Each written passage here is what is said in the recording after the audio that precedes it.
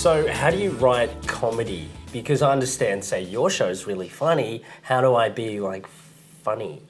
Well, you don't have to be the funniest person in the world. You just have to be aware of what is funny. So I think all of us have stories that have happened in our life. We're like, oh, I need to tell you about what happened with my grandma the other day, or oh my God, over the weekend this thing happened to me and I'm so embarrassed.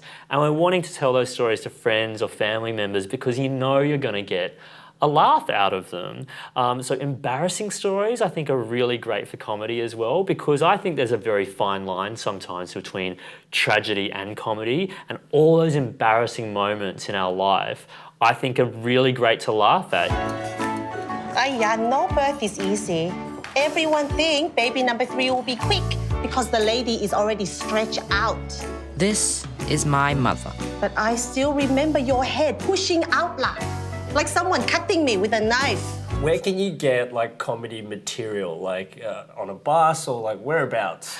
Every day. I mean, I usually find something in my everyday life that I think is hilarious. Like, it might be some strange graffiti, it might be someone picking up their dog poop in an interesting way in the park, it might be an overheard conversation like you said. Michelle has worms. No, I don't. Why are you scratching then? Cheek or hole?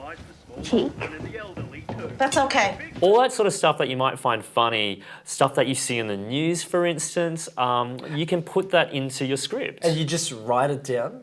But sometimes, you know, when you write something down, it just doesn't look funny. Oh, absolutely. And that might not be your first step. Your first step might be to act it out, or your first step might be to put it down in bullet points. Yeah. Eventually it needs to become a script, which is a written document, to be directed and made into a TV show or a film or an online segment. But in the first instance, it's just about getting down those details. Yeah. You might be telling the story, you might be writing it down, whatever you feel comfortable with.